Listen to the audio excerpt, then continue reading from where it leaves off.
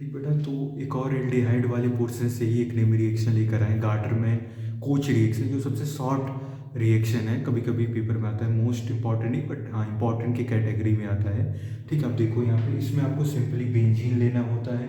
ठीक, उसमें बेंजीन आपका रिएक्ट करता है कार्बन मोनोऑक्साइड, जो CO है यहाँ पे, यह है दैट इज कार्बन मोनोऑक्साइड। इसमें आप हाइड्रोक्लोरिक एसिड HCl का एडिशन करोगे।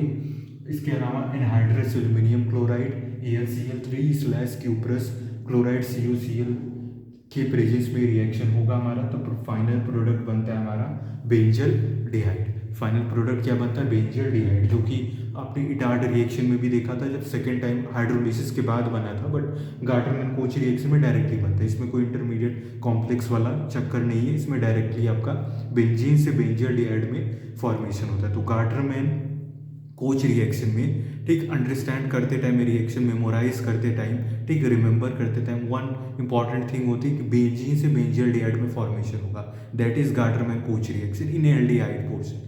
अदरवाइज अगर phenol oriented Gattermann Koch reaction discuss करेंगे तो दूसरा नेम रिएक्शन हो, तो उसका जो केमिकल रिएक्शन होता है वो डिफर होता है। बट ये जो हम बता रहे हैं गाटरमैन कोच रिएक्शन एल्डिहाइड वाले से है। ठीक, एल्डिहाइड कीटोन कार्बोक्सिलिक जो यूनिट है उससे उठाया गया गाटरमैन कोच रिएक्शन है, जिसमें आप सिंपली बेंजीन लोगे यहाँ पे। ठीक, बेंजीन आपका रिएक्ट करेगा carbon monoxide CO carbon monoxide plus hydrogen chloride HCl के प्रेजेंस में। ठीक, उसके बाद आप anhydrous aluminium chloride AlCl3 slash cuprous chloride, आपका ये सारे कैटालिस्ट है। ठीक है, anhydrous aluminium chloride cuprous chloride ये सारे कैटालिस्ट है, और कार्बन मोनोऑक्साइड और HCl ये पूरा आपका कैटालिस्ट है। आपका प्रोडक्ट बनता है बेंजल डिहाइड। कभी कभी ऐड करने के लिए HCl को एज अ एडिशनल प्रोडक्ट मानते हैं, बट उसकी नेसेसिटी नहीं है। मेनली हमको समझना है कि फाइनल प्रोडक्ट हमारा बनता है क्या?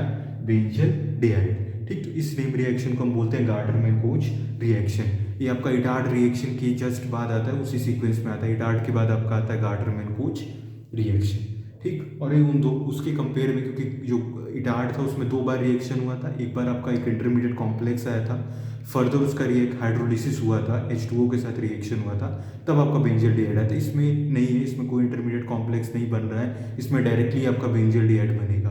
ठीक, इसमें आपको इसमें बेंजीन टू बेंजल डिहाइड का जो फॉर्मेशन है रिएक्टेंट से, जो प्रोडक्ट है वो उसके बीच में कोई इंटरमीडिएट कॉम्प्लेक्स नहीं आएगा, केवल और केवल आपका कैटालिस्ट यूज होगा।